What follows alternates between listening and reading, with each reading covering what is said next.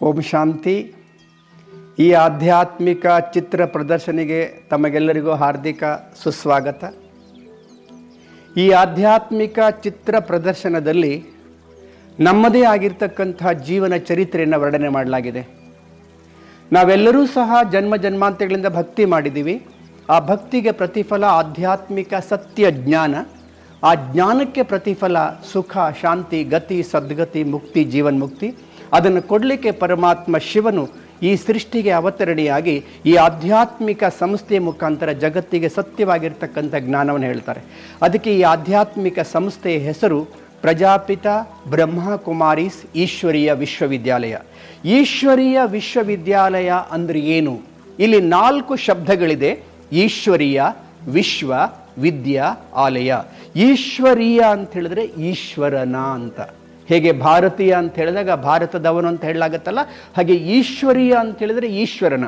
ಹಾಗೆ ಇಡೀ ವಿಶ್ವ, ಇಡೀ ಜಗತ್ತು ಈಶ್ವರನದು. ಜಗತ್ತು ಅಂತ ಹೇಳಿದ್ರೆ ಅನೇಕ ಜಾತಿ, ಮಠ, ಪಂಥ, ಧರ್ಮ ಎಲ್ಲವೂ ಸೇರಿಬಿಟ್ಟಿದ್ದಕ್ಕೆ ಜಗತ್ತು ಅಂತ ಹೇಳಲಾಗತ್ತೆ.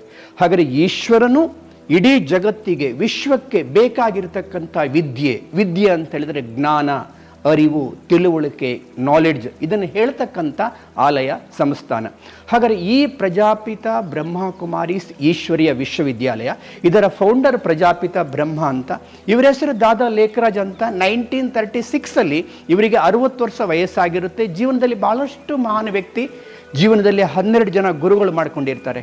ಒಮ್ಮೆ ಇವರು ಕಾಶಿ ವಿಶ್ವನಾಥನ ದರ್ಶನ ಮಾಡಲಿಕ್ಕೆ ಹೋದಾಗ, ಕಾಶಿ ವಿಶ್ವನಾಥನನ್ನು ದರ್ಶನ ಮಾಡಿ ಹೊರಗಡೆ ಕೂತ್ಕೊಂಡಿರುವಾಗ ಇಡೀ ಸೃಷ್ಟಿ ಬಾಂಬುಗಳು ಹಾಗೂ ಪ್ರಕೃತಿ ವಿಕೋಪಗಳ ಮುಖಾಂತರ ವಿನಾಶ ಆಗ್ತಕ್ಕಂಥ ಭಯಂಕರ ಸಾಕ್ಷಾತ್ಕಾರ ಆಗುತ್ತೆ. ಎಲ್ಲ ಆತ್ಮಗಳು ದೇಹ ಬಿಟ್ಟು ಹಾಹಾಕಾರ ಮಾಡ್ತಾ ಆತ್ಮಗಳ ಮೇಲೆ ಹೋಗ್ತಾ ಇರ್ತಾರೆ. ಇವರಿಗೆ ಬಹಳ ದುಃಖ ಆಗುತ್ತೆ. ಇಷ್ಟೆಲ್ಲ ವಿನಾಶ ಆಗುತ್ತಾ, ಪ್ರಕೃತಿ ಆಪತ್ತುಗಳು, ಬಾಂಬು ದಾಳಿಗಳಾಗುತ್ತಾ, ಎಲ್ಲ ವಿನಾಶ ಆಗಿ ಹೋಗ್ತಾರ, ಏನಿದು ಆಶ್ಚರ್ಯ ಅಂತ ಕಣ್ಣಲ್ಲಿ ಧಾರಾಕಾರವಾಗಿ ನೀರು ಸುರಿಲಿಕ್ಕೆ ಪ್ರಾರಂಭ ಆಗುತ್ತೆ. ಇವರಿಗೆ ಆಶ್ಚರ್ಯ. ಅದೇ ಗುಂಗಲ್ಲಿ, ಅದೇ ಚಿಂತೆಯಲ್ಲಿ, ಅದೇ ವಿಚಾರದಲ್ಲಿ ಮನೆಗೆ ಬರ್ತಾರೆ. ಮನೆಗೆ ಬಂದಾಗ ಮನೆಯಲ್ಲಿ ಗುರುಗಳ ಪ್ರವಚನಕ್ಕೆ, ಆ ಕಾಲದಲ್ಲಿ ಕಾಶಯಾತ್ರೆ ಅಂತ ಹೇಳಿದ್ರೆ ಭಾಳಷ್ಟು ಅದಕ್ಕೆ ಮಹತ್ವ ಇರುತ್ತೆ. ಗುರುಗಳ ಪ್ರವಚನ, ಮನೆಯಲ್ಲಿ ದೊಡ್ಡ ಗುರುಗಳು ಬಂದಿದ್ದಾರೆ. ಗುರು ಲಾಲ್ಜಿ ಮಹಾರಾಜ್ ಅಂತ. ಮನೆಯೆಲ್ಲ ದೊಡ್ಡ ಸಭೆ ಸೇರಿದೆ. ಮನೆಯಲ್ಲೆಲ್ಲ ಬಂಧು ಬಾಂಧವರು, ಸಂಬಂಧಿಗಳೆಲ್ಲ ಸೇರ್ಕೊಂಡಿದ್ದಾರೆ. ಇವರು ಪರಿವಾರದೆಲ್ಲ ಗುರುಗಳ ಎದುರುಗಡೆ ಕೂತ್ಕೊಂಡಿದ್ದಾರೆ. ಇದ್ದಕ್ಕಿದ್ದ ಹಾಗೆ ಆ ಗುರುಗಳ ಸಭೆಯಿಂದ ಎದ್ದು ಹೋಗ್ಬೇಕಂತ ಮನಸ್ಸು ಬರುತ್ತೆ. ಎದ್ದು ಹೋಗ್ಬಿಟ್ಟು ರೂಮಲ್ಲಿ ಕೂತ್ಕೊಳ್ತಾರೆ. ಅವಾಗ ಜನಗಳಿಗೆ ಆಶ್ಚರ್ಯ, ಯಾವತ್ತೂ ಸಹ ಗುರುಗಳ ಸಭೆಯಿಂದ ಎದ್ದು ಹೋಗದೇ ಇರತಕ್ಕಂಥ ವ್ಯಕ್ತಿ ಇವತ್ತಾಕೆ ಎದ್ದು ಹೋದರು, ಏನಾಗಿದೆ, ಏನೋ ತೊಂದರೆ ಆಗಿದೆ ಅಂತ ಇವರ ಹೆಂಡತಿ, ಇವರ ಸೊಸೆಗೆ ಮಾತ್ರ ಆಶ್ಚರ್ಯ ಆಗುತ್ತೆ. ಅವರು ಹೋಗ್ಬಿಟ್ಟು ನೋಡಿದಾಗ ಇಡೀ ಆ ಎಲ್ಲಿ ಕೂತ್ಕೊಂಡಿದ್ದಾರಲ್ಲ ರೂಮು, ಆ ರೂಮೆಲ್ಲ ಪ್ರಕಾಶಮಾನವಾಗಿ ಬೆಳಗ್ತಾ ಇರ್ತದೆ. ಹಣೆಯ ಮಧ್ಯದಲ್ಲಿ ಜ್ಯೋತಿಯ ಸಂಕೇತ, ಮುಖದಿಂದ, ಕಣ್ಣುಗಳಿಂದ ಪ್ರಕಾಶದ ಕಿರಣಗಳು, ಮುಖದಿಂದ ಶಬ್ದಗಳು ಬರ್ತಾ ಇರುತ್ತೆ. ನಿಜಾನಂದ ಸ್ವರೂಪಂ ಶಿವೋಹಂ ಶಿವೋಹಂ, ಪ್ರಕಾಶ ಸ್ವರೂಪಂ ಶಿವೋಹಂ ಶಿವೋಹಂ, ಜ್ಞಾನ ಸ್ವರೂಪಂ ಶಿವೋಹಂ ಶಿವೋಹಂ. ಆಮೇಲೆ ಕೇಳ್ತಾರೆ, ವಾತಾವರಣ ಸಾಧಾರಣ ಆದಮೇಲೆ, ಬಾಬಾ ಯಾತಕ್ಕೆ ಎದ್ದು ಬಂದ್ರಿ, ಏನಾಯಿತು? ಗುರುಗಳಿಗೆ ಡಿಸ್ರಿಗಾರ್ಡ್ ಮಾಡ್ದಂಗೆ ಆಯ್ತಲ್ಲ, ಯಾವತ್ತೂ ನೀವು ಎದ್ದು ಬರ್ತಾ ಇಲ್ಲ, ಇವತ್ತಾಕೆ ಎದ್ದು ಬಂದ್ರಿ? ಆವಾಗ ನಾನು ಎಲ್ಲಿದ್ದೀನಿ, ಯಾವುದೋ ಒಂದು ಅದ್ಭುತವಾಗಿರ್ತಕ್ಕಂಥ ಬೆಳಕು ಹಾಗೂ ಶಕ್ತಿ ನನ್ನನ್ನು ಆಕರ್ಷಣೆ ಮಾಡ್ತು. ಆ ಶಕ್ತಿ ಯಾವುದು, ಆ ಬೆಳಕು ಯಾವುದು, ಆ ಲೈಟ್ ಯಾವುದು, ಆ ಮೈಟ್ ಯಾವುದು ಅಂತ ಹೀಗೆ ಸುತ್ತಮುತ್ತ ನೋಡ್ಲಿಕ್ಕೆ ಶುರು ಮಾಡಿದ್ರು. ಮತ್ತು ಹೇಳಿದ್ರು, ಆ ಜ್ಯೋತಿ, ಆ ಬೆಳಕಿತ್ತಲ್ಲ, ಅದು ಹೇಳ್ತು, ಇಂತಹ ಮೇಲಿಂದ ಮತ್ತೆ ಚಿಕ್ಕವಾಗಿರ್ತಕ್ಕಂಥ ಆತ್ಮಗಳು ಸಿತಾರೆ ಹಾಗೆ ಕೆಳಗಡೆ ಬಂದುಬಿಟ್ಟು ರಾಧಾ, ಕೃಷ್ಣ, ಲಕ್ಷ್ಮೀ ನಾರಾಯಣನಾಗೆ ದೇವತೆಗಳಾಗ್ತಾ ಇದ್ರು. ಇಂತಹ ದೈವಿ ಸೃಷ್ಟಿಯನ್ನು ಸ್ಥಾಪನೆ ಮಾಡಲಿಕ್ಕೆ ನನ್ನ ಕಾರ್ಯದಲ್ಲಿ ಸಹಕಾರ ಮಾಡಬೇಕು. ಆವಾಗ ನನಗೆ ಆಶ್ಚರ್ಯ, ಆ ಜ್ಯೋತಿ ಯಾವುದು? ಆ ಒಂದು ಪ್ರಕಾಶಮಾನವಾಗಿರ್ತಕ್ಕಂಥ ಪ್ರಪಂಚ, ಆ ಪ್ರಕಾಶಮಾನವಾಗಿರ್ತಕ್ಕಂಥ ಆಕರ್ಷಣೀಯಮಯ ಆಗಿರ್ತಕ್ಕಂಥ ಆ ಪ್ರಪಂಚದಿಂದ ಆ ಜ್ಯೋತಿ ಬಂದುಬಿಟ್ಟು ನನ್ನಲ್ಲಿ ಪ್ರವೇಶ ಆಯಿತು. ತನ್ನ ಪರಿಚಯ ಹೇಳ್ತಾ ಇತ್ತು, ಆ ಲೈಟ್ ಯಾವುದು, ಆ ಮೈಟ್ ಯಾವುದು ಅಂತ. ಆಮೇಲೆ ಇವ್ರನ್ನ ನೋಡಿದವರಿಗೆಲ್ಲ ಜ್ಯೋತಿಯ ಸಾಕ್ಷಾತ್ಕಾರ, ಕೃಷ್ಣನ ಸಾಕ್ಷಾತ್ಕಾರ, ಸ್ವರ್ಗದ ಸಾಕ್ಷಾತ್ಕಾರ. ಆ ಸಮಯದಲ್ಲಿ 350ರಿಂದ 400 ಜನ ಪರಿವಾರ ಸಮೇತರಾಗಿ ಸಮರ್ಪಣೆ ಆಗ್ತಾರೆ. ಇವರು ತಮ್ಮೆಲ್ಲ ಸಂಪತ್ತನ್ನು ಒಂದು ಮಹಿಳಾ ಟ್ರಸ್ಟ್ ಅಂತ ಮಾಡ್ತಾರೆ. ಅದಕ್ಕೆ ಹೆಸರು ಕೊಡ್ತಾರೆ ಓಂ ಮಂಡಳಿ ಅಂತ. ಹೀಗೆ 1936ಇಂದ 1950ವರೆಗೆ ಹೈದರಾಬಾದ್ ಸಿಂಧ್ ಪ್ರಾಂತದಲ್ಲಿ ಓಂ ಮಂಡಳಿ ರೂಪದಲ್ಲಿ ಸಂಸ್ಥೆ ಡೆವಲಪ್ ಆಗುತ್ತೆ. ಆಮೇಲೆ ಹೈದರಾಬಾದ್ ಸಿಂಧ್ ಪ್ರಾಂತ್ಯದಿಂದ 1950 ಮೌಂಟ್ ಅಬುಗೆ ಶಿಫ್ಟ್ ಮಾಡ್ತಾರೆ. ಈಗ ದೇಶ ವಿದೇಶಗಳಲ್ಲಿ ಸಾವಿರಾರು ಬ್ರಾಂಚ್ಗಳ ಮುಖಾಂತರ 150 ದೇಶಗಳಲ್ಲಿ ಈ ಆಧ್ಯಾತ್ಮಿಕ ಸಂಸ್ಥೆ ತನ್ನ ಸರ್ವಶ್ರೇಷ್ಠ ಕಾರ್ಯವನ್ನು ಮಾಡ್ತಾ ಇದೆ. ಹೀಗೆ ಪರಮಾತ್ಮ ಶಿವನು ಇವರ ಮಾಧ್ಯಮದ ಮುಖಾಂತರ ಜಗತ್ತಿಗೆ ಯಾವ ಸತ್ಯ ಜ್ಞಾನ ಹೇಳಿದ ಅಂತ ಮುಂದೆ ಹೇಳಿದ್ದಾರೆ. ಹೀಗೆ ನಾವೆಲ್ಲರೂ ಸಹ ಜನ್ಮ ಜನ್ಮಾಂತರಗಳಿಂದ ಭಕ್ತಿ ಮಾಡಿದ್ದೀವಿ. ಅದರ ಫಲವನ್ನು ಕೊಡಲಿಕ್ಕೆ ಪರಮಾತ್ಮ ಶಿವಬಾಬಾ ಬ್ರಹ್ಮ ಬಾಬರವರ ಮಾಧ್ಯಮದ ಮುಖಾಂತರ ಈ ಆಧ್ಯಾತ್ಮಿಕ ಸಂಸ್ಥೆಯಲ್ಲಿ ಜ್ಞಾನ ಹೇಳ್ತಾರೆ. ಹಾಗಾದರೆ ಅವರು ಯಾವ ಜ್ಞಾನ ಹೇಳಿದ್ರಂತ ಇಲ್ಲಿ ವರ್ಣನೆ ಮಾಡಲಾಗಿದೆ. ನಾವೆಲ್ಲ ಭಕ್ತಿ ಮಾಡುವಾಗ ಮೊದಲು ಪರಮಾತ್ಮ ಶಿವನನ್ನು ಜ್ಯೋತಿರ್ಲಿಂಗದ ರೂಪದಲ್ಲಿ ಪೂಜೆ ಮಾಡ್ತಾರೆ. 12 ಜ್ಯೋತಿರ್ಲಿಂಗ, ಸೌರಾಷ್ಟ್ರೆ ಸೋಮನಾಥಂಚೆ, ಶ್ರೀಶೈಲೆ ಮಲ್ಲಿಕಾರ್ಜುನ, ಉಜ್ಜಯಿನಿ ಮಹಾಕಾಲೆ, ಹೀಗೆ 12 ಜ್ಯೋತಿರ್ಲಿಂಗ. ಜೊತೆಯಲ್ಲಿ ನಾವೆಲ್ಲರೂ ಕೂಡ ದೇವತೆಗಳನ್ನು ಪೂಜೆ ಮಾಡ್ತೇವೆ. ಹೇಗೆ ರಾಧಾ, ಕೃಷ್ಣ, ಲಕ್ಷ್ಮೀ, ನಾರಾಯಣ, ಬ್ರಹ್ಮ, ವಿಷ್ಣು, ಶಂಕರ, ರಾಮ, ಸೀತೆ, ಇಂಥ ದೇವತೆಗಳು. ಈಗ ದೇವತೆಗಳಿಗೆ ನಮ್ಮ ಹಾಗೆ ನಿಮಗೆ ಶರೀರ ಇದೆಯೇ ಇಲ್ವೋ? ದೇವತೆಗಳಿಗೆ ಶರೀರ ಇದೆ. ಹಾಗಾದರೆ ಯಾರಿಗೆ ಶರೀರ ಇದೆಯೋ ಆ ಶರೀರ ಇರ್ತಕ್ಕಂಥ ವ್ಯಕ್ತಿಗಳು ಆಕಾಶದಲ್ಲೂ ಬದುಕಲಿಕ್ಕೆ ಬರೋದಿಲ್ಲ, ನೆಲದ ಕೆಳಗಡೆ ಬದುಕಲಿಕ್ಕೆ ಬರೋದಿಲ್ಲ. ಭೌತಿಕ ದೇಹ ಇದೆ ಅಂದರೆ ದೇಹದ ಜಗತ್ತು ಬೇಕೇ ಬೇಕು. ಹಾಗಾದರೆ ದೇವತೆಗಳು ಬೇರೆ ಯಾರೂ ಅಲ್ಲ, ನಾವೇ ಮನುಷ್ಯಾತ್ಮರು 5000 ವರ್ಷಗಳ ಹಿಂದೆ ಇದೇ ಭಾರತ ಭೂಮಿಯಲ್ಲಿ ದೈವಿ ಗುಣಗಳಿಂದ ಸಂಪನ್ನವಾಗಿದ್ವಿ. ಮನುಷ್ಯಾತ್ಮನಲ್ಲಿ ದೇವತಾ ಗುಣಗಳಿದ್ದಾಗ ಇಡೀ ಸೃಷ್ಟಿ, ಪ್ರಕೃತಿ, ಪಶು ಪಕ್ಷಗಳ ಆದಿಯಾಗಿ ಪಂಚತತ್ವಗಳು, ಪೃಥ್ವಿ, ಜಲ, ವಾಯು, ಅಗ್ನಿ, ಆಕಾಶ ಎಲ್ಲವೂ ಕೂಡ ಸಮೃದ್ಧ ಸಂಪನ್ನವಾಗಿರುತ್ತೆ. ಅದಕ್ಕೆ ವೈಕುಂಠ, ಸ್ವರ್ಗ ಅಂತ ಹೇಳ್ತಾರೆ. ಸ್ವರ್ಗ ಅಂದರೆ ಮೇಲೆಲ್ಲೋ ಒಂದು ಲೋಕ ಆಕಾಶದಲ್ಲಿ, ಕೆಳಗಡೆ ಇನ್ನೊಂದು ಲೋಕ ಅಂತ ಪ್ರಶ್ನೆ ಇಲ್ಲ. ಇದೇ ಭಾರತ ಭೂಮಿಯಲ್ಲಿ ನಾವೇ ಮನುಷ್ಯಾತ್ಮರು ದೈವಿ ಗುಣಗಳಿಂದ ಸಂಪನ್ನವಾಗಿರ್ತಕ್ಕಂಥ ಸ್ಥಿತಿಗೆ ಸ್ವರ್ಗ ಅಂತ ಹೇಳ್ತಾರೆ. ಹಾಗಾದ್ರೆ ನಾವೆಲ್ಲ ದೇವತೆಗಳಾಗಿದ್ದೀವಿ ಅಂತ ಹೇಳಿದ್ರೆ ಇದನ್ನು ಒಪ್ಕೊಳ್ಳೋದು ಕಷ್ಟನ ಸುಲಭನ ಸರ್? ಕೆಲವರಿಗೆ ಬಹಳ ಕಷ್ಟ ಸರ್. ನಾವು ಸಾಧಾರಣ ವ್ಯಕ್ತಿಗಳು ಇಂಥ ಗುಣಸಂಪನ್ನ ರಾಧಾ, ಕೃಷ್ಣ, ಲಕ್ಷ್ಮೀ, ನಾರಾಯಣ ಇಂಥ ದೇವತೆಗಳಾಗಲಿಕ್ಕೆ ಹೇಗಿರಿ ಸಾಧ್ಯ ಅಂತ ಪ್ರಶ್ನೆ ಬರ್ತದೆ. ಈಗ ನಾನು ನಿಮಗೆ ಪ್ರಶ್ನೆ ಕೇಳ್ತೀನಿ. ಈಗ ನಿಮಗೆ ದೇಹ ಇದೆ, ಈ ದೇಹಕ್ಕೆ ಜನ್ಮ ಕೊಡಲಿಕ್ಕೆ ಯಾರು ಬೇಕು? ಅಪ್ಪ ಅಮ್ಮಗಳು ಬೇಕು. ಹಾಗಾದರೆ ಶರೀರಕ್ಕೆ ಜನ್ಮ ಕೊಡಲಿಕ್ಕೆ ಅಪ್ಪ ಅಮ್ಮಗಳು ಬೇಕು. ಹಾಗಾದ್ರೆ ಅಪ್ಪ ಅಮ್ಮನಿಗೂ ಶರೀರ ಇದೆ, ಅವ್ರಿಗೆ ಜನ್ಮ ಕೊಡಲಿಕ್ಕೆ ಅವರ ಅಪ್ಪ ಅಮ್ಮ. ಹಾಗಾದ್ರೆ ಅವರ ಅಪ್ಪ ಅಮ್ಮನಿಗೂ ಶರೀರ ಇದೆ, ಜನ್ಮ ಕೊಡಲಿಕ್ಕೆ ಅವರ ಅಪ್ಪ ಅಮ್ಮ. ಹಾಗಾದ್ರೆ ಒಂದು ಮಾತು ನಮಗೆ ಕ್ಲಿಯರ್ ಆಯಿತು, ನಾವು ಯಾವುದೇ ಅನಿಮಲ್ ಜನರೇಷನ್ ಅಲ್ಲ, ನಾವೆಲ್ಲ ಹ್ಯೂಮನ್ ಜನರೇಷನ್. ನಮಗಿಂತ ಹಿಂದಿನವರು ಮನುಷ್ಯರಲ್ವ? ಹಾಗಾದ್ರೆ ನಮಗಿಂತ ಹಿಂದಿನವರು ಇದ್ರಲ್ಲ, ನಮ್ಮ ಅಪ್ಪ ಅಜ್ಜನ ಕಾಲದಲ್ಲಿ, ಅಯ್ಯೋ ಆ ಕಾಲ ಎಷ್ಟು ಚೆನ್ನಾಗಿತ್ತು ರೀ, ಊರೆಷ್ಟು ಚೆನ್ನಾಗಿತ್ತು, ಜನಗಳು ಎಷ್ಟು ಒಳ್ಳೆಯವರಿದ್ದರು, ಎಷ್ಟು ಪರಸ್ಪರ ಸ್ನೇಹ ಪ್ರೀತಿ ಇತ್ತು ಅಂತ ನೆನಪು ಮಾಡ್ಕೊತೀವಲ್ಲ. ಇದರ ಅರ್ಥ ನಮ್ಮ ಅಪ್ಪ ಅಜ್ಜನಿಗಿಂತಲೂ ಹಿಂದಿನವರು ಇನ್ನೂ ಚೆನ್ನಾಗಿದ್ದರು, ಅದಕ್ಕಿಂತ ಹಿಂದಿನವರು ಮತ್ತೂ ಚೆನ್ನಾಗಿದ್ದರು, ಅದಕ್ಕಿಂತ ಹಿಂದೆ ಮತ್ತೂ ಚೆನ್ನಾಗಿದ್ದರು. ಒಪ್ಕೊಂಡ್ರ ಸರ್? ಸರಿ, ಈಗ ನಾವು ಯಾವ ಯುಗದಲ್ಲಿ ಇದ್ದೀವಿ? ಕಲಿಯುಗದಲ್ಲಿ. ಹಾಗಾದರೆ ಇದೇ ಪ್ರಕಾರ ನೀವು ಹಿಂದಕ್ಕೆ ಹೋಗ್ರಿ, ಕಲಿಯುಗಕ್ಕಿಂತಲೂ ಹಿಂದಕ್ಕೆ ಹೋದರೆ ದ್ವಾಪರ ಯುಗ, ಇನ್ನೂ ಹಿಂದಕ್ಕೆ ಹೋಗ್ರಿ ತ್ರೇತಾಯುಗ, ಅದಕ್ಕಿಂತ ಹಿಂದಕ್ಕೆ ಹೋದರೆ ಸತ್ಯುಗದಲ್ಲಿ ನಾವೇ ಗುಣಸಂಪನ್ನ ದೇವತೆಗಳು. ಆದರೆ ಇಷ್ಟು ಮರ್ತ್ಬಿಟ್ಟಿದ್ದೀವಿ, ಜನನ ಮರಣಗಳ ಚಕ್ರದಲ್ಲಿ ಬರ್ತಾ ಮರ್ತ್ಬಿಟ್ಟಿದ್ದೀವಿ. ಈಗ ಅದನ್ನು ಸ್ವಯಂ ಪರಮಾತ್ಮ ಶಿವನೇ ಬಂದೊಟ್ಟಿಗೆ ನಮಗೆ ನೆನಪಿಸಿಕೊಡ್ತಾರೆ. ನಾವೇ ಮನುಷ್ಯಾತ್ಮರು ದೈವಿ ಗುಣಗಳಿಂದ ಸಂಪನ್ನವಾಗಿದ್ವಿ, ಆ ಸಮಯಕ್ಕೆ ಸ್ವರ್ಗ ಅಂತ ಹೇಳಾಯಿತು. ಹೀಗಾರೆ ಆ ಸತ್ಯುಗ ಮುಗಿಸಿ, ತ್ರೇತಾಯುಗ ಮುಗಿಸಿ, ದ್ವಾಪರಯುಗ ಮುಗಿಸಿ, ಈಗ ಎಲ್ಲಿದ್ದೀವಿ?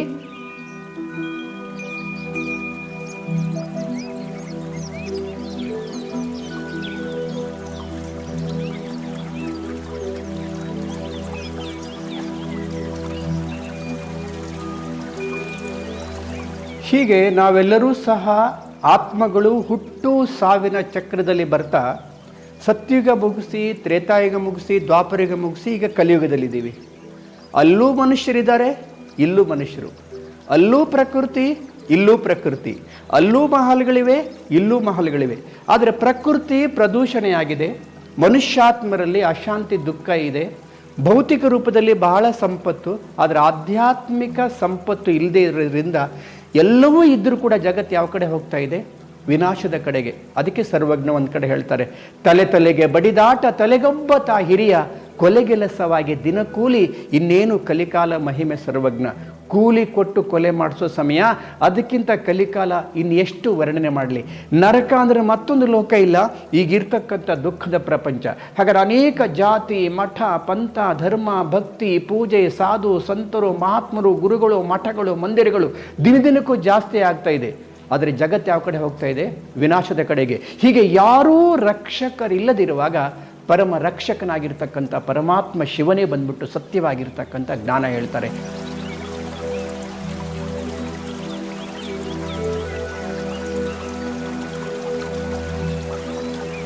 ಹೀಗೆ ಕಲಿಯುಗದಲ್ಲಿ ಅನೇಕ ಜಾತಿ, ಮಠ, ಪಂಥ, ಧರ್ಮ, ಭಕ್ತಿ, ಪೂಜೆ, ಸಾಧು ಸಂತರು, ಮಹಾತ್ಮರು, ಗುರುಗಳು, ಮಠಗಳು, ಮಂದಿರಗಳು ದಿನದಿನಕ್ಕೂ ಜಾಸ್ತಿ ಆಗ್ತಾ ಇದ್ದೇವೆ.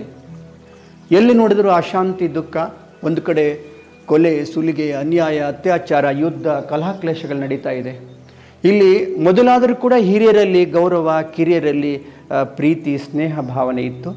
ಆದರೆ ಈಗ ನೋಡಿದ್ರೆ ಇಡೀ ಜಗತ್ತಲ್ಲಿ ಇಂಥ ಅಶಾಂತಿ, ದುಃಖ ಹೆಚ್ಚಾಗಿದೆ. ಅದಕ್ಕೆ ಇಲ್ಲಿ ಗ್ಲೋಬನ್ನು ಉಲ್ಟಾ ತೋರಿಸಲಾಗಿದೆ. ಗ್ಲೋಬೇನು ಉಲ್ಟಾ ಆಗಲಿಲ್ಲ, ಆ ಭೂಮಂಡಲದ ಮೇಲೆ ಇರ್ತಕ್ಕಂಥ ಮನುಷ್ಯಾತ್ಮನ ಸ್ಥಿತಿಗತಿ ಉಲ್ಟಾ ಆಗಿದೆ. ಎಲ್ಲಿವರೆಗೆ ಮನುಷ್ಯಾತ್ಮ ಪರಿವರ್ತನೆ ಆಗೋದಿಲ್ಲ ಅಲ್ಲಿವರೆಗೆ ಜಗತ್ತನ್ನು ಪರಿವರ್ತನೆ ಮಾಡಲಿಕ್ಕೆ ಸಾಧ್ಯವಿಲ್ಲ. ಹಾಗಾದ್ರೆ ಮನುಷ್ಯಾತ್ಮ ಈಗ ವೈಜ್ಞಾನಿಕ ರೂಪದಲ್ಲಿ ಹಕ್ಕಿಯಂತೆ ಆಕಾಶದಲ್ಲಿ ಹಾರಾಡಬಲ್ಲ, ನೀರಿನಲ್ಲಿ ಮೀನಂತೆ ಈಜಾಡಬಲ್ಲ. ಇಷ್ಟೆಲ್ಲ ವೈಜ್ಞಾನಿಕ ಸಂಶೋಧನೆಗಳನ್ನು ಮಾಡಿದ್ದರೂ ಸಹ ಆಧ್ಯಾತ್ಮಿಕ ಸತ್ಯವಾದ ನಾನು ಯಾರು, ಭಗವಂತ ಯಾರು, ಈ ಸತ್ಯದ ಅರಿವು ಇಲ್ಲದೇ ಇರೋದರಿಂದ ಎಲ್ಲವೂ ಇದ್ದರೂ ಕೂಡ ಜಗತ್ತು ವಿನಾಶದ ಕಡೆಗೆ ಹೋಗ್ತಾ ಇದೆ. ಇಂತಹ ಸಮಯದಲ್ಲಿ ಯಾರಿಂದಲೂ ರಕ್ಷಣೆ ಮಾಡಲಿಕ್ಕೆ ಆಗದೇ ಇರುವಾಗ ಪರಮ ರಕ್ಷಕ ಶಿವನು, ಪರಮಾತ್ಮ ಶಿವನು ಈ ಸೃಷ್ಟಿಗೆ ಬಂದ್ಬಿಟ್ಟು ಸತ್ಯ ಜ್ಞಾನ ಹೇಳ್ತಾನೆ.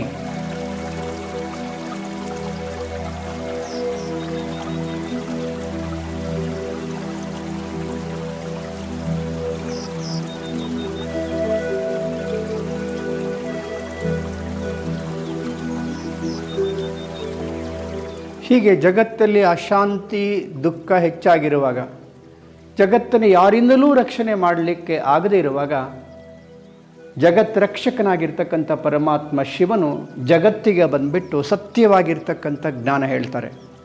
ಪರಮಾತ್ಮ ಶಿವನು ಎಷ್ಟು ಶ್ರೇಷ್ಠನೋ ಅವನು ಕೊಡ್ತಕ್ಕಂಥ ಜ್ಞಾನವೂ ಕೂಡ ಅಷ್ಟೇ ಶ್ರೇಷ್ಠ. ಆ ಜ್ಞಾನದಿಂದ ಮುಂದೆ ಬರ್ತಕ್ಕಂಥ ದಿನಗಳು ಕೂಡ ಅಷ್ಟೇ ಶ್ರೇಷ್ಠ. ಅದಕ್ಕೆ ಸರ್ವಜ್ಞ ಒಂದು ಕಡೆ ಹೇಳ್ತಾರೆ, ಅಳಿಗಾಲ ಧರ್ಮಕ್ಕೆ ಬಳಿಸಾರೆ ಶಿವ ತಾನು, ಇಳೆದಿಳೆಗೆ ಬಂದು ಸರಿಪಡಿಸಿ ಸಜ್ಜನರ ಉಳಿಸುವನು ಸರ್ವಜ್ಞ.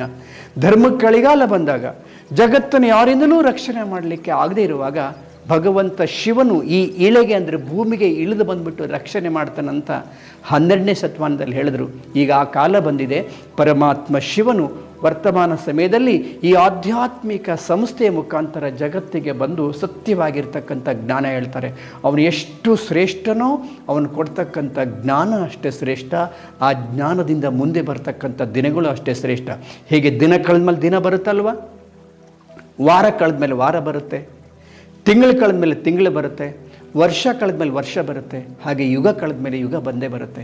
ಹೀಗೆ ಸತ್ಯಯುಗ ಮುಗಿಸಿದ್ದೀವಿ, ತ್ರೇತಾಯುಗ ಮುಗಿಸಿದ್ದೀವಿ, ದ್ವಾಪರಯುಗ ಮುಗಿಸಿದ್ದೀವಿ, ಈಗೆಲ್ಲಿದ್ದೀವಿ ಕಲಿಯುಗ. ಅತಿ ಆದಮೇಲೆ ಅಂತ್ಯ ಆಗಲೇಬೇಕು, ಅಂತ್ಯ ಆದಮೇಲೆ ಮತ್ತೆ ಆದೇ ಇದೆ. ಈಗ ಕಲಿಯುಗ ಮುಗಿದ ಮೇಲೆ ಮತ್ತೆ ಕಲಿಯುಗ ಬರೋದಿಲ್ಲ, ಸತ್ಯಯುಗ ಬರುತ್ತೆ. ನೋಡಿ, ಇವತ್ತು ರಾತ್ರಿ ಬರುತ್ತೆ ಇಲ್ವಾ? ಬರುತ್ತೆ. ರಾತ್ರಿ ಬರ್ದಿದ್ದಂಗೆ ಮಾಡೋಕ್ಕೆ ಬರುತ್ತಾ? ಇಲ್ಲ. ರಾತ್ರಿ ಬಂದಿದ್ದು ಹಾಗೇ ಇರುತ್ತಾ? ಇಲ್ಲ. ರಾತ್ರಿ ಹೋದ್ಮೇಲೆ ರಾತ್ರಿ ಬರುತ್ತೋ, ಹಗಲು ಬರುತ್ತೋ?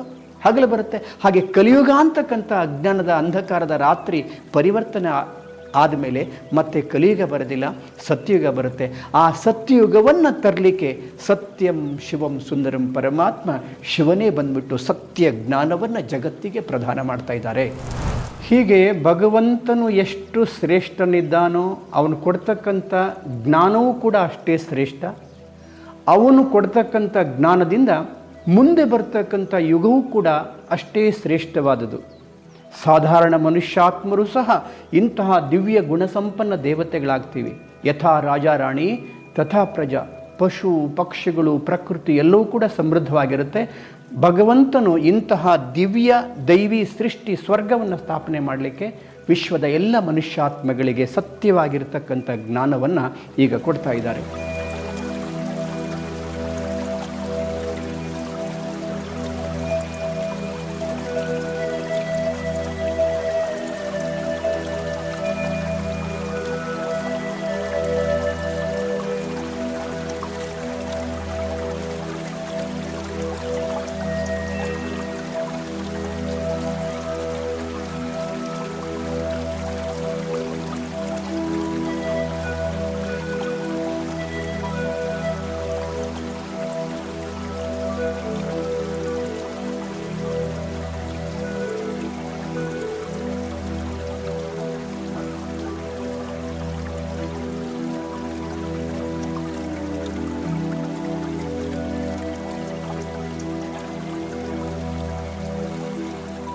ಈ ಕಲಿಯುಗಿ ಸೃಷ್ಟಿ ಬಾಂಬುಗಳು ಹಾಗೂ ಪ್ರಕೃತಿ ವಿಕೋಪಗಳು, ಸಿವಿಲ್ ವಾರ್ಗಳ ಮುಖಾಂತರ ಪರಿವರ್ತನೆ ಆಗ್ತದೆ.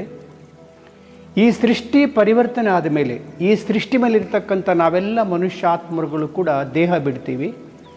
ದೇಹ ಬಿಟ್ಟ ಮೇಲೆ ದೇಹ ವಿನಾಶ ಹೋಗ್ಬಿಡುತ್ತೆ. ಪಂಚತತ್ವಗಳಿಂದ ಮಾಡಲ್ಪಟ್ಟಿರ್ತಕ್ಕಂಥ ದೇಹ ಪಂಚತತ್ವಗಳಲ್ಲಿ ವಿಲೀನ ಆಗಿಬಿಡುತ್ತೆ.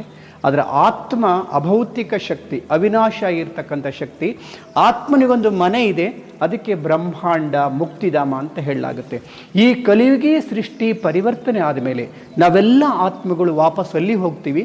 ಅಲ್ಲಿ ಹೋಗೋದಕ್ಕೆ ಮುಕ್ತಿ ಅಂತ, ನಮ್ಮ ನಿಜವಾಗಿರ್ತಕ್ಕಂಥ ಮನೆ ಬ್ರಹ್ಮಾಂಡ, ಮುಕ್ತಿಧಾಮ, ಶಾಂತಿಧಾಮ, ನಿರ್ವಾಣಧಾಮ, ನಿರಾಕಾರ ಲೋಕ, ಹೀಗೆ ವಿಧ ವಿಧ ಹೆಸರುಗಳಿಂದ ಪರಮಧಾಮ, ಹೀಗೆ ಭಿನ್ನ ಭಿನ್ನ ಹೆಸರುಗಳಿಂದ ಆ ಧಾಮವನ್ನು ವರ್ಣನೆ ಮಾಡಲಾಗುತ್ತೆ. ಈ ಕಲಿಯುಗಿ ಸೃಷ್ಟಿಯಲ್ಲಿರ್ತಕ್ಕಂಥ ಅನೇಕ ದುಃಖ, ಬಂಧನಗಳು ಇದೆಲ್ಲದರಿಂದ ಬಿಡುಗಡೆಯಾಗಿ ಆತ್ಮ ವಾಪಸ್ ಅಲ್ಲಿ ಹೋಗೋದಕ್ಕೆ ಮುಕ್ತಿ ಅಂತ ಹೆಸರು. ನಾವು ಅಲ್ಲೇ ಇರೋದಿಲ್ಲ, ಯಾಕೆಂದರೆ ಆತ್ಮ ಜಡ ಅಲ್ಲ, ಆತ್ಮ ಚೈತನ್ಯ ಶಕ್ತಿ. ಆತ್ಮ ಇರೋದೇ ಈ ಸೃಷ್ಟಿಯಲ್ಲಿ ಪಾತ್ರ ಮಾಡಲಿಕ್ಕೆ. ಮೊಟ್ಟ ಮೊದಲು ಈ ಸೃಷ್ಟಿಗೆ ಬಂದಾಗ ಸೃಷ್ಟಿ ಸಂಪನ್ನವಾಗಿರುತ್ತೆ, ಅದಕ್ಕೆ ಜೀವನ್ಮುಕ್ತಿ ಅಂತ ಹೇಳಲಾಗುತ್ತೆ. ಅದಕ್ಕೆ ಪರಮಾತ್ಮನಿಗೆ ಮಹಿಮೆ ಮಾಡುವಾಗ ಮುಕ್ತಿ ಜೀವನ್ಮುಕ್ತಿದಾತ, ಗತಿ ಸದ್ಗತಿದಾತ, ದುಃಖಹರ್ತ ಸುಖಕರ್ತ ಅಂತ ಮಹಿಮೆ ಮಾಡ್ತಾರೆ. ನೋಡಿ, ನಾವೆಲ್ಲ ಹೇಳ್ತೀವಲ್ಲ, ಅಲ್ಲಿದೆ ನಮ್ಮ ಮನೆ, ಇಲ್ಲಿ ಬಂದೆವು ಸುಮ್ಮನೆ, ಹೇಗೆ ಬಂದಿದ್ದೇವೋ ಹಾಗೆ ಹೋಗಬೇಕು, ಬರುವಾಗ ಏನೂ ತಂದಿಲ್ಲ, ಹೋಗುವಾಗ ಯಾವುದೋ ನಮ್ಮ ಜೊತೆ ಬರೋದಿಲ್ವಪ್ಪ, ನಾವೇನು ಒಳ್ಳೆಯದು ಕೆಟ್ಟದ್ದು ಮಾಡಿದ್ದೀವಲ್ಲ ಅದು ಮಾತ್ರ ನಮ್ಮ ಜೊತೆ ಬರುತ್ತೆ. ಹಾಗಾದ್ರೆ ಹೋಗಿ ಬರೋದಾರು ಹೇಳ್ರಿ, ಹೋದ್ಮೇಲೆ ಈ ದೇಹವನ್ನು ಸುಟ್ಟಾಕಿಬಿಡ್ತಾರೆ, ಹೂಳಿ ಹಾಕಿಬಿಡ್ತಾರೆ. ಬಟ್ ಈ ದೇಹದಲ್ಲಿ ಹೋಗಿ ಬರ್ತಕ್ಕಂಥ ಶಕ್ತಿ ಯಾವುದು? ಆತ್ಮ. ಅಲ್ಲಿ ಹೋಗೋದಕ್ಕೆ ಮುಕ್ತಿ, ಮತ್ತು ಹೊಸ ಯುಗಕ್ಕೆ ಬರೋದಕ್ಕೆ ಜೀವನ್ಮುಕ್ತಿ. ಅದಕ್ಕೆ ಪರಮಾತ್ಮನಿಗೆ ಮಹಿಮೆ ಮಾಡುವಾಗ ಮುಕ್ತಿ ಜೀವನ್ಮುಕ್ತಿದಾತ, ಗತಿ ಸದ್ಗತಿದಾತ, ದುಃಖಹರ್ತ ಸುಖಕರ್ತ. ದುಃಖದಿಂದ ಬಿಡುಗಡೆ ಮಾಡ್ತಾರೆ, ಮತ್ತು ಸುಖದ ಪ್ರಪಂಚ.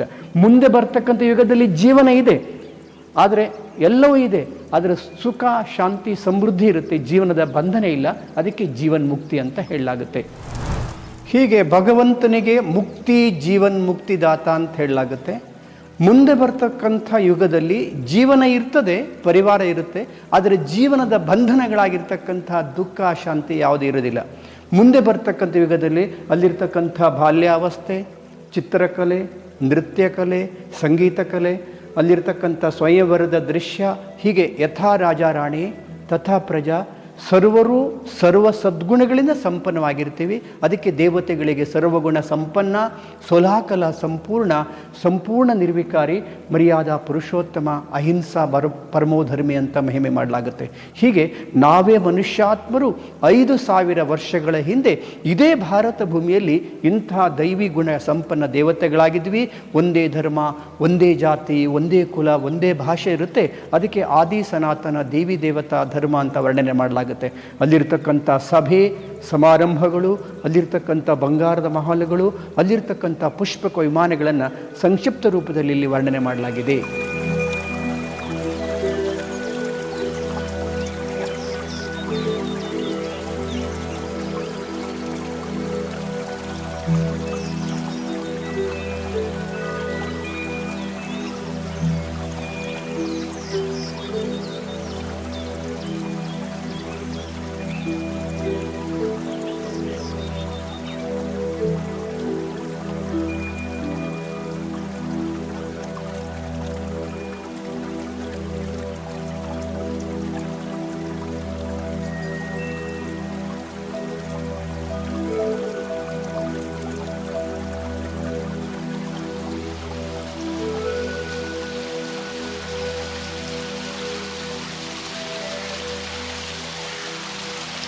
ಮುಂದೆ ಬರ್ತಕ್ಕಂಥ ಯುಗದ ವಿಶ್ವದ ಮೊದಲ ಮಹಾರಾಜಕುಮಾರ ಹಾಗೂ ರಾಜಕುಮಾರಿ ಶ್ರೀರಾಧೆ ಶ್ರೀಕೃಷ್ಣ.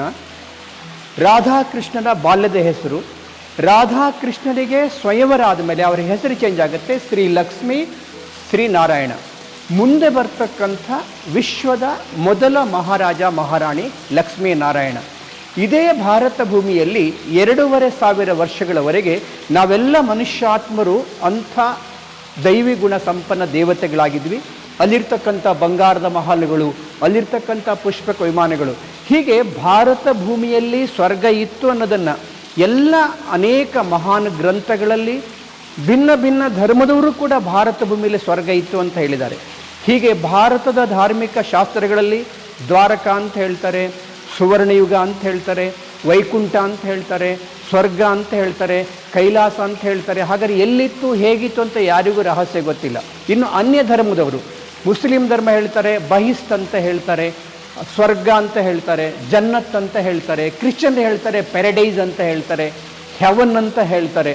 ಹೀಗೆ ವಿಶ್ವದ ಎಲ್ಲ ಧರ್ಮದವರು ಕೂಡ ಒಂದಲ್ಲ ಒಂದು ರೂಪದಲ್ಲಿ ಭಾರತ ಭೂಮಿಯಲ್ಲಿ ಸ್ವರ್ಗ ಇತ್ತು ಅಂತ ಹೇಳಿದ್ದಾರೆ. ಹೀಗೆ Satyayuga, Kritayuga, Dwaraka, golden age, dream of time, land of the god, garden of ಅಲ್ಲ, ಹೀಗೆ ಭಾರತಕ್ಕೆ ಪುಣ್ಯಭೂಮಿ, ದೇವಭೂಮಿ, ತಪೋಭೂಮಿ, ಮಹಾನ್ ಭೂಮಿ ಅಂತ ಮಹಿಮೆ ಮಾಡಿದ್ದಾರೆ. ಆದರೆ ಯಾವಾಗಿತ್ತು, ಹೇಗಿತ್ತು, ಯಾರು ಸ್ಥಾಪನೆ ಮಾಡಿದ್ರು, ಇದು ಯಾವುದೇ ರಹಸ್ಯ ಗೊತ್ತಿಲ್ಲ. ಆ ಎಲ್ಲ ಸತ್ಯವನ್ನು ಸತ್ಯಂ ಶಿವಂ ಸುಂದರಂ ಪರಮಾತ್ಮ ಹೇಳ್ತಾ ಇದ್ದಾರೆ. ಹೀಗೆ ಸತ್ಯ ಹಾಗೂ ತ್ರೇತಾಯುಗ 2500 ವರ್ಷಗಳು ನಾವೇ ಮನುಷ್ಯಾತ್ಮರು ಇಂಥ ದೈವಿ ಗುಣ ಸಂಪನ್ನ ದೇವತೆಗಳಾಗಿದ್ವಿ. ಹೀಗೆ ಆತ್ಮಗಳು ದೇಹ ಬಿಟ್ಟು ದೇಹ ಪಡ್ಕೊಳ್ತಾ, ದೇಹ ಬಿಟ್ಟು ದೇಹ ಪಡ್ಕೊಳ್ತಾ ಸತ್ಯಯುಗ ಮುಗಿಸಿ, ತ್ರೇತಾಯುಗ ಮುಗಿಸಿ ಮತ್ತೆ ದ್ವಾಪರಯುಗಕ್ಕೆ ಹೋಗ್ತೀವಿ. ಹೀಗೆ ಈ ಸೃಷ್ಟಿ ಚಕ್ರ ಹೇಗೆ ನಡೀತಾ ಇದೆ, ಈ ಸೃಷ್ಟಿ ಚಕ್ರದಲ್ಲಿ ನಾವೆಲ್ಲ ಆತ್ಮಗಳು ಹೇಗೆ ಪಾತ್ರ ಮಾಡ್ತಾ ಇದ್ದೀವಿ ಅನ್ನೋದನ್ನು ಇಲ್ಲಿ ವರ್ಣನೆ ಮಾಡಲಾಗಿದೆ.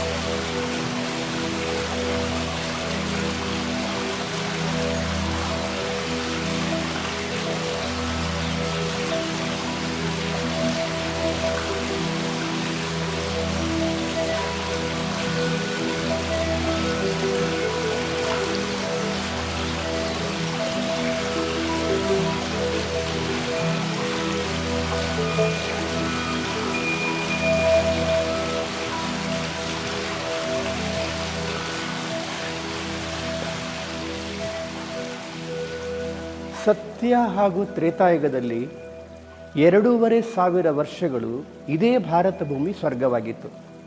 ಸತ್ಯ ಹಾಗೂ ತ್ರೇತಾಯುಗದಲ್ಲಿ ಇರ್ತಕ್ಕಂಥ ನಾವೇ ಮನುಷ್ಯಾತ್ಮ ದೈವತಾ ಗುಣಗಳಿಂದ ಸಂಪನ್ನವಾಗಿದ್ವಿ. ಹುಟ್ಟು ಸಾವಿನ ಚಕ್ರದಲ್ಲಿ ಬರ್ತಾ ಆತ್ಮಗಳು ದೇಹ ಬಿಟ್ಟು ದೇಹ ಪಡ್ಕೊಳ್ತಾ ದ್ವಾಪರಯುಗಕ್ಕೆ ಬರ್ತೀವಿ. ಹೀಗೆ ದ್ವಾಪರಯುಗಕ್ಕೆ ಬಂದಾಗ ಆತ್ಮದಲ್ಲಿ ಅರ್ಧಕ್ಕರ್ಧ ಶಕ್ತಿ ಕಡಿಮೆ ಆಗುತ್ತೆ. ಸತ್ಯುಗದಲ್ಲಿದ್ದಾಗ ಮನುಷ್ಯಾತ್ಮನಲ್ಲಿ 100% ಶಕ್ತಿ ಇರುತ್ತೆ. ತ್ರೇತಾಯುಗದಲ್ಲಿ ಬಂದಾಗ 80%. ಸತ್ಯಯುಗಕ್ಕೆ 16 ಕಾಲ ಸಂಪನ್ನ ಅಂತ ಹೇಳ್ತಾರೆ, ತ್ರೇತಾಯುಗಕ್ಕೆ 14 ಕಾಲ ಸಂಪನ್ನ ಅಂತ ಹೇಳ್ತಾರೆ. ಹೀಗೆ ಸತ್ಯ ಹಾಗೂ ತ್ರೇತಾಯುಗದಲ್ಲಿ ಮನುಷ್ಯಾತ್ಮರು ದೇಹವನ್ನು ಧರಿಸ್ಕೊಂಡಿದ್ದರೂ ಸಹ ನಾನು ಈ ದೇಹ ಅಲ್ಲ, ದೇಹವನ್ನು ಧರಿಸಿಕೊಂಡಿರ್ತಕ್ಕಂಥ ಆತ್ಮಸ್ಮೃತಿ ಇರುತ್ತೆ. ಎಲ್ಲಿ ಮನುಷ್ಯಾತ್ಮನಿಗೆ ಆತ್ಮಸ್ಮೃತಿ ಇರುತ್ತೋ ಅಲ್ಲಿ ಸುಖ, ಶಾಂತಿ, ಸಮೃದ್ಧಿ ಎಲ್ಲವಿರುತ್ತೆ. ಮನುಷ್ಯಾತ್ಮ ಶ್ರೇಷ್ಠನಾಗಿದ್ದಾಗ ಇಡೀ ಸೃಷ್ಟಿ ಸಮೃದ್ಧವಾಗಿರುತ್ತೆ. ಅದಕ್ಕೆ ಸ್ವರ್ಗ ಅಂತ ಹೇಳಿದ್ರು. ಉದಾಹರಣೆಗೆ ಹೇಳಬೇಕಂದ್ರೆ ನಾವು ಹೊಸ ಬಟ್ಟೆ ಉಟ್ಕೊಳ್ತೀವಿ, ಉಪಯೋಗ ಮಾಡ್ತಾ ಮಾಡ್ತಾ ಮಾಡ್ತಾ ಹಳೇದಾಗುತ್ತೆ. ಮೊಬೈಲ್ ಚಾರ್ಜ್ ಮಾಡ್ತೀರಿ, ಉಪಯೋಗ ಮಾಡ್ತಾ ಮಾಡ್ತಾ ಡಿಸ್ಚಾರ್ಜ್ ಆಗುತ್ತೆ. ನಾವು ಹುಟ್ಟಬೇಕಾದ್ರೆ ಹೀಗೆ ಇರಲಿಲ್ಲ. ಬಾಲ್ಯ, ಹುಡುಗ, ಯೌವನ, ಪ್ರೌಢ, ವೃದ್ಧ, ಮರಣಾವಸ್ಥೆ. ಯಾಕೆ ಅಂತ ಪ್ರಶ್ನೆ ಮಾಡೋದಿಲ್ಲ. ಬೆಳಕು ಹರಿದಿತ್ತು, ಬೆಳಗ್ಗೆ, ಮಧ್ಯಾಹ್ನ, ಸಂಜೆ, ರಾತ್ರಿ ಆಗುತ್ತೆ. ಇದೆಲ್ಲ ಸೃಷ್ಟಿ ನಿಯಮಗಳು. ಹಾಗೆ ನಾವು ಒಂದು ಸಾರಿ ಬ್ರಹ್ಮಾಂಡದಿಂದ ಸೃಷ್ಟಿಗೆ ಬಂದ ಮೇಲೆ ಆತ್ಮನಲ್ಲಿ ಕ್ರಮೇಣ ಸ್ವಲ್ಪ ಶಕ್ತಿ ಕಡಿಮೆ ಆಗುತ್ತೆ. ಹೀಗೆ ದ್ವಾಪರಯುಗಕ್ಕೆ ಬಂದಾಗ 50% ಎನರ್ಜಿ ಕಡಿಮೆ ಆಗುತ್ತೆ. ತ್ರೇತಾಯುಗದ ಅಂತ್ಯದಲ್ಲಿ 33 ಕೋಟಿ ಆತ್ಮಗಳು ಮೇಲಿಂದ ಸೃಷ್ಟಿಗೆ ಬರ್ತಾರೆ. ಅದಕ್ಕೆ ಶಾಸ್ತ್ರಕಾರರು 33 ಕೋಟಿ ದೇವತೆಗಳಂತ ಮಹಿಮೆ ಮಾಡಿದ್ದಾರೆ. ಹೀಗೆ ದ್ವಾಪರಯುಗಕ್ಕೆ ಬಂದಾಗ ಆತ್ಮಸ್ಮೃತಿ ಮರ್ತೋಗ್ಬಿಟ್ಟು ದೇಹದ ಅಭಿಮಾನಕ್ಕೆ ವಶ ಆಗ್ತಾನೆ. ಯಾವಾಗ ಮನುಷ್ಯಾತ್ಮ ದೇಹದ ಅಭಿಮಾನಕ್ಕೆ ವಶ ಆಗ್ತಾನೋ ಆವಾಗ ವಿಕಾರಿ ಗುಣಗಳು, ಇಲ್ಲಿ ಹಾವನ್ನು ತೋರಿಸಿದ್ದಾರೆ, ಇದು ವಿಕಾರಿ ಗುಣಗಳ ಸಂಕೇತ. ವಿಕೃತಿ, ವಿಷಕಾರಿ ಗುಣಗಳು ಅಂದರೆ ಕಾಮ, ಕ್ರೋಧ, ಲೋಭ, ಮೋಹ, ಅಶಾಂತಿ, ದುಃಖ, ಭಯ, ಈರ್ಷೆ ಇಂಥ ಕೆಟ್ಟ ಗುಣಗಳಿಗೆ ಕ್ರಮೇಣವಾಗಿ ಅಂಟುಕೊಳ್ಳಿಕ್ಕೆ ಪ್ರಾರಂಭ ಮಾಡ್ತೀವಿ. ಯಾವಾಗ ಕೆಟ್ಟ ಗುಣಗಳು ಸಿಕ್ಕಾಕೊಂಡ್ಬಿಡ್ತೀವೋ ಆವಾಗ ದುಃಖ ಶುರುವಾಗುತ್ತೆ.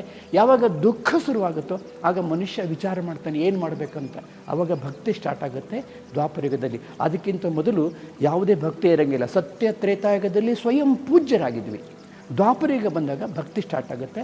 ಮೊಟ್ಟ ಮೊದಲ ಭಕ್ತಿ ಪರಮಾತ್ಮ ಶಿವನನ್ನು ಲಿಂಗದ ರೂಪದಲ್ಲಿ ಪೂಜೆ ಮಾಡ್ತಾರೆ. ಅದು ಹೇಗೆ ಅಂತ ನಾವು ಮುಂದೆ ನೋಡೋಣ.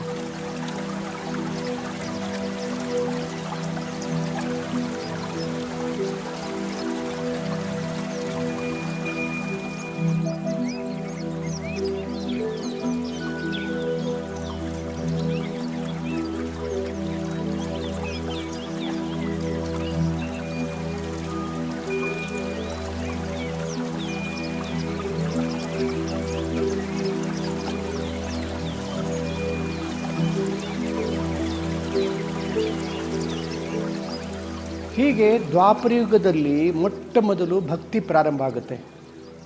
ಸತ್ಯ ತ್ರೇತಾಯುಗದಲ್ಲಿರ್ತಕ್ಕಂಥ ದೇವತೆ ಆತ್ಮಗಳೇ ಹುಟ್ಟು ಸಾವಿನ ಚಕ್ರದಲ್ಲಿ ಬರ್ತಾ ದ್ವಾಪರಯುಗಕ್ಕೆ ಬಂದಾಗ ಅರ್ಧಕ್ಕರ್ಧ ಶಕ್ತಿ ಕಡಿಮೆ ಆಗುತ್ತೆ, ದುಃಖ ಅಶಾಂತಿಗೆ ಒಳಗಾಗ್ಬಿಟ್ಟು ಭಕ್ತಿ ಮಾಡಲಿಕ್ಕೆ ಶುರು ಮಾಡ್ತೀವಿ.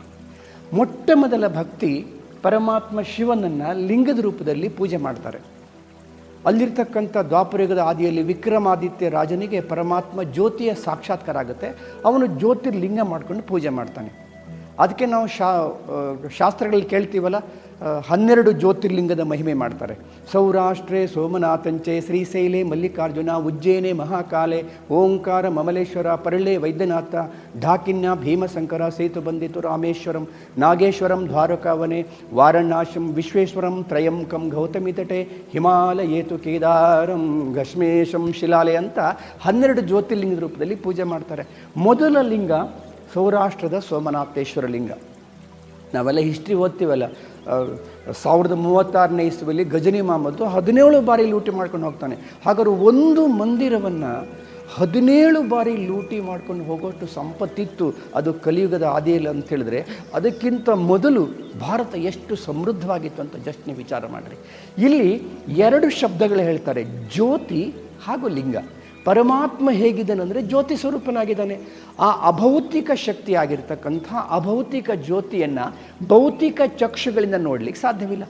ಹಾಗಾದ್ರೆ ನೋಡಲಿಕ್ಕೆ ಸಾಧ್ಯ ಆಗದೇ ಇರತಕ್ಕಂಥ ಪರಮಾತ್ಮನಿಗೆ ನೋಡಿ ನಮ್ಮ ಭಕ್ತಿ ಭಾವನೆ ಶ್ರದ್ಧೆಯನ್ನು ಅರ್ಪಣೆ ಮಾಡಲಿಕ್ಕೆ ಭಕ್ತಿ ಮಾರ್ಗದಲ್ಲಿ ಜ್ಯೋತಿರ್ಲಿಂಗದ ರೂಪದಲ್ಲಿ ಪೂಜೆ ಮಾಡಿದ್ರು. ಇಲ್ಲಿ 2 ಶಬ್ದಗಳು, ಜ್ಯೋತಿ ಹಾಗೂ ಲಿಂಗ. ಲಿಂಗ ಅಂದರೆ ಸಿಂಬಲ್ ಅಂತ, ಲಿಂಗ ಅಂದರೆ ಸಂಕೇತ ಅಂತ, ಲಿಂಗ ಅಂದರೆ ಚಿಹ್ನೆ ಅಂತ. ಈಗ ತಾವೆಲ್ಲ ಇಲ್ಲಿ ನಿಂತ್ಕೊಂಡಿದ್ದೀರಿ, ನಿಮ್ಮದು 1000 ಗಟ್ಟಲೆ ಫೋಟೋ ಮಾಡಿಬಿಡ್ಬೋದು.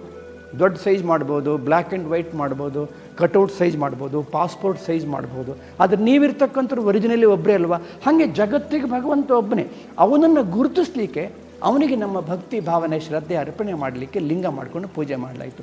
ಹೀಗೆ 300 ವರ್ಷಗಳವರೆಗೆ ದ್ವಾಪರಯುಗದಲ್ಲಿ ಏಕದೇವ ಉಪಾಸನೆ ಇರುತ್ತೆ.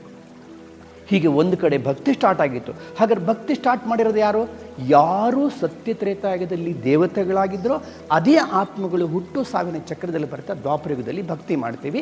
ಇನ್ನೊಂದು ಕಡೆ ಅನ್ಯ ಧರ್ಮಗಳು ಸ್ಥಾಪನೆ ಆಗ್ತವೆ ದ್ವಾಪರಯುಗದಲ್ಲಿ.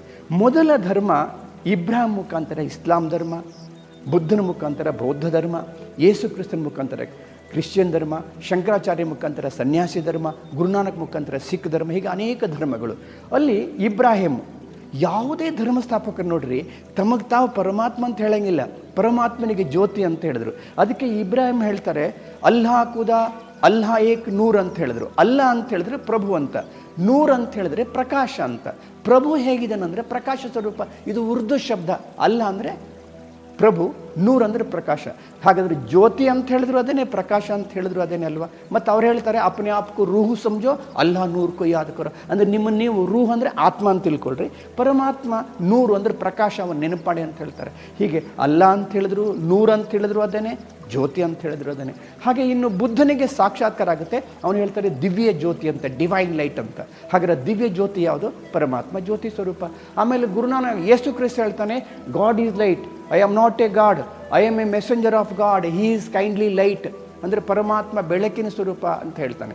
I am not A god, ನಾನು ಗಾಡಲ್ಲ, ಗಾಡ್ ಪರಮಾತ್ಮ ಜ್ಯೋತಿ ಬೆಳಕು ಅಂತ ಹೇಳಲಿಕ್ಕೆ ಬಂದಿರತಕ್ಕಂಥ ಪ್ರವಾದಿ ಮೆಸೆಂಜರ್ ಅಂತ ಹೇಳ್ತಾನೆ.